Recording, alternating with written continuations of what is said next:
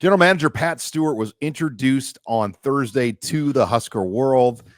He had been hired before spring ball started, but we had not, really gotten a good read or view of Pat.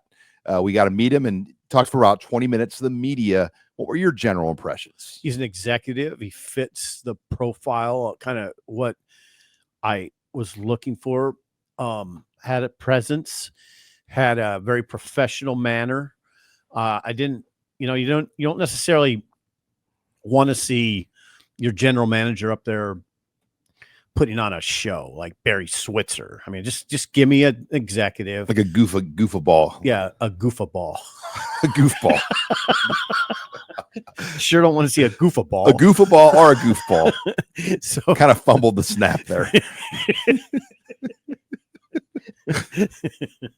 I liked it. I liked the presentation. He's in it now. Think about it, Sean. He was in a little bit of a challenging spot. He's probably never been in a. He was the director of pro player personnel for the Patriots for the last 2 years. I doubt he ever had to do anything like that, where there's a room of how many reporters? 40 reporters. It's like, it's like the White House press corps, and it's just bam, bam, bam. Mitch asked a question. Sean asked a question. Sam asked a question. Sip asked a question. I'm speaking in third person. Like Amy being asked, what are your bedside manners about cutting a player? I bet he was like, I'm not ready for that one. Well, what the reporter was getting at is, how do you delicately tell a kid to move? You have to move on. I still think Rule, though, kind of drives that. Yeah. Rule is going to lead, though. I mean, he'll lead a lot of those discussions with young, and he'll do it in a very Matt Rule diplomatic way. He's not going to. Rule has a good bedside manner. Don't say that ever again. Well, it was not my term. I know, but I just. All right, I'm sorry. Well, Rule is very. He can be very. I'll put this to you this way, Sean. He can be very direct. But as you've noticed this, you've brought it up to me. He creates landing spots, soft landing spots very well in what can be sort of challenging discussions, right? Right? Oh yeah. I mean, you're telling a guy, hey, this is the reality. Hey, I would love for it to work for you, but it's not going to work. And you have to figure out a way to tell that to somebody. And I think luckily this 105 thing is going to be paused, where it's not going to get as ugly with some of these cuts as we thought it was going to get. Because it's going to be phased in. Yeah, the current players, what they signed up for is different than what this House settlement is. And what Claudia Wilkins, I'm taking your first name approach there. Yeah. What she said is like, you can't do this to these players. Like, they didn't sign up for this House versus NCAA thing. They signed up for this. Mm-hmm. And they need to be kind of protected to finish out for what they signed up for. Okay. You guys can do what you want to do down the road, but the current kids should not be penalized for this. I think that makes Rule's job a little easier. I think so. Look, you're still restricted to 115 in fall camp. It's not like they're going to go out and just add more players, but I think you're going to at least give players more option. Like, hey, you can stay here, but you may not be on the camp roster and this and that, as it was before. So we'll see where it all goes. But yeah, there's probably about 20 kids that this week, them and their families probably feel a lot easier about maybe where this is heading. Well, and this is what Pat Stewart deals with. This is part of it anyway. According to the school's website, when you read his job description, it is really, it's a big time job. He leads Nebraska's roster management and player acquisition, including high school and transfer portal recruiting, evaluation, and retention. You asked him a good question, which was, paraphrasing you are now evaluating high school talent as opposed to grown men, pros. What's that like? And he said it hasn't been that big of a transition, and he's been surprised how good and how developed the guys are at such a young age. He sees guys on defense playing with their hands more than he probably expected. Quarterbacks who know how to go through progressions, receivers who run routes well. So that part has probably been. I mean, I think it sounded like that's not been a big challenge for him. I do think though, when you're going from watching like Georgia, Alabama tape or Yeah. Kansas City Chiefs, Raiders film to like Ashland Greenhood, Wahoo film, it's a little bit of a difference. Sure. Yeah. Sure. But he's a professional and you're looking for players that fit your current situation.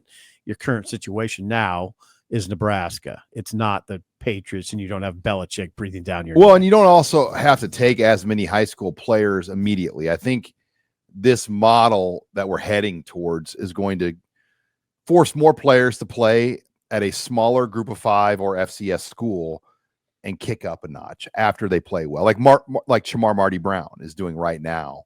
And he was able to get out of North Dakota State after 2 years.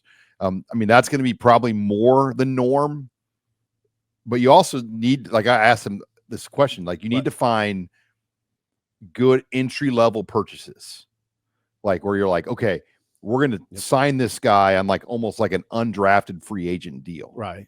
And then see the upside of what you could develop that player into. That to me, it will be as important as winning these transfer portal big battles. God, it's just in one of those scenarios, you have to have a lot of patience, right? You have to have patience. You have to trust yourself that Braylon Prude is going to develop into that player you envisioned, and that there's going to be. I use Braylon Prude just strictly as an example. There's going to be hiccups, right? There's times that kid's not going to look like he can help you against Ohio State.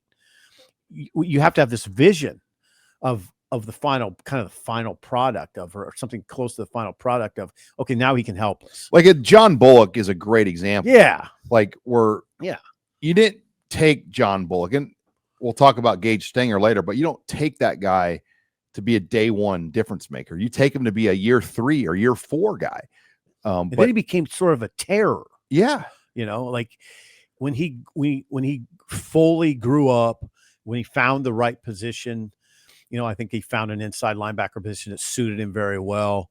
Now there's a lot of players like that. We're talking about a lot of players who aren't, when they come in, they're not really ready, and the investment's minimal to get a player like that. Right. And you hope that your retention model to keep them is a lot more financially intact than having to go out and buy that same player in the portal later.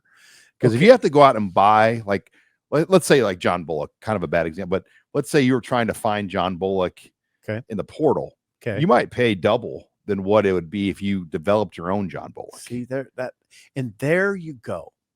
That's the general manager's job. That's the sort of decisions he has to have in mind all the time. Like sort of conversations in his head, I should say. Could you get, John Bullock for 150, 200 sounds a lot better than John Bullock for 400. Yeah, right. But at his production level, when he left, he was a $400,000, $500,000. I mean, whatever the number is. I hate to even say these things because, I had one guy, an NIL guy, tell me this is like the numbers you hear. It's almost like somebody telling you their casino winnings. They always, when you ask the gambler how they did, they always give you a better number than really how they are doing. Yeah. And that's NIL. Like a lot of people, I think, fabricate what the numbers are because it benefits them. Let me ask you this. Back to Pat Stewart, this new general manager. Do you feel like in your head have you wrapped your mind around what his job is? No. Really? Because there hasn't been any acquisitions of players yet. And one thing I'll say is the recruits don't talk to him. We've asked that to recruits, and they don't really have he's not involved in the day-to-day minutia of the conversation with the recruits. Like he's overseeing it. I think Keith Williams and his team really kind of manage a lot of that day-to-day still. He's probably doing a lot of we'll call it behind-the-scenes evaluation. Picture. What about behind-the-scenes evaluation? Is he studying? Yeah, it sounded to me like he is studying film. Yeah, I mean that's what his background is. But I think he's got to oversee and run the budget and the operation of what they want to do. And they have close to 30 official visitors lined up for June. So June, there's 3 weekends where they're going to almost have 8 to 10 guys in every weekend. So I love these conversations, by the way, Because sometimes I hear people, I read our message board, I hear people say, there's really not high school recruiting anymore. June will be high school. Yeah, there'll be about 30 officials. High school recruiting, where there'll be heavy coverage on Husker Online, right? Oh, yeah. I mean, the thing is, the shelf life of it now is just different. I mean, people used to consume the recruiting in December and January, and now June is kind of the biggest month. But it spills into July a little bit? A little, but visits are dead. June's big. June's the month.